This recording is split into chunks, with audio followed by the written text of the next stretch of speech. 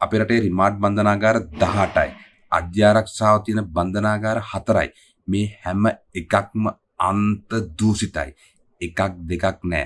ආයේ ජේර්ලගේ පවුල් පිටින් ඔඩිට් කළොත් ඒ යටතේ ඉන්න උන්ව ඔඩිට් කළොත් ඔප්පු කරන්න බැරි වෙන තරමේ දේපල හම්බ වෙනවාමයි. පසුගිය අවුරුදු 20ට අවම 200ක් 300ක් මුන් මේ විදිහට පන්නලා ඇති කියලා අපි අනුමාන කරනවා. ඉතින් පාට පක්ෂ නැතුව එක එකාගේ දේශපාලන වහලෙක් වෙන්න නැතුව මේ වගේ ප්‍රශ්නයකදී රටක් විදිහට එකතු වෙලා අපි මේ අල්ලස් එකටයි CID එකටයි උපරිම සපෝට් එක දෙන්න ඕන. අපි මේ රට හදා ගන්න ඕන තක්කඩි මජ්ජර වැඩ සදාහන නවත්තලා දාන්න ඕන. ඉතින් මේ පහුගිය දවසේ සිද්ධ වෙච්ච මේ මහා ඛේද වාචකයක් මේ රටේ නීතියේ ආධිපත්‍ය සහ මුලින්ම බල්ලට දාපු දෙයක්. ඉතින් ඉදිරි දිනවලදී පෝලිං කරලා මේ හැම එකාම ජොබ් එකෙන් පන්නලා දාන්න ඕනේ. හිරේ යවන්න නඩු අහන්න ඕන. හිරේ පන්නපු උනුත් අවුරුදු ගාණක් ආපු හිරෙන් පන්නපු උනුත් ආපු ගාණ හිරේ දාන්න ඕන. ඇත්තටම කියනවා නම් මුන් මේ පළපුරුදු හුරු නෙවෙයි. මේවා අවුරුදු ගාණක් පැවතෙන මුන්ගේ තක්කඩි සිස්ටම්. අවුරුදු ගාණක් කට්ට කාලා දුක් විඳලා බලයගත්තු අනුර කුමාරට මොලේ අමාරුවක් නැහැ කියලා අපි හිතනවා මේ වගේ තුට්ටු දෙකේ වැඩ කරන්න. එහෙම ඕන නම් අනුර කුමාර කරන්නේ දුමින්ද දිසානායක නිදහස් කරලා හිරුවක තමන්ගේ රූකඩයක් කරගන්න එක. ඇත්තට මේක අපි මේ නිවුස් එකේ මුලටම ගියා. කවුද මේක ඉස්සෙල්ලාම රිලීස් කරේ කියන එක. මේක ලීක් කළෙත් මොනරා කියන මඩපත්තරේ අනුර කුමාරට මඩක් ගහන්න. ඒත් උනේ මහා පරිමාණ සිරකරු ජාවාරමක් එළි වුණ එක. අවුරුදු ගානක තක්කඩි වැඩ ගොඩක් එළියට ආපු එක. එකක් මතක තියාගන්න. පැය 48ක් යන්න කලින් මේ මාපියාව CID එකේ අභිමානය වෙනුවෙන් වැඩ කරන නිලධාරීන් රටට එලි කරලත් ඉවරයි.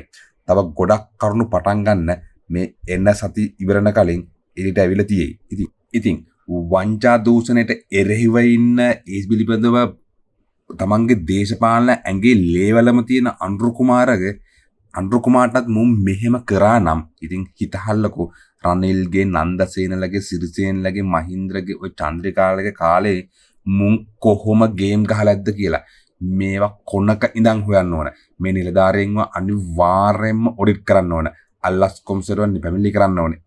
නින්දා සහගත ලෙස මං කියන්නේ මුන්ට පඩියවත් දෙන්න නැතුව රස්සාවෙන් අස් කරන්න ඕන.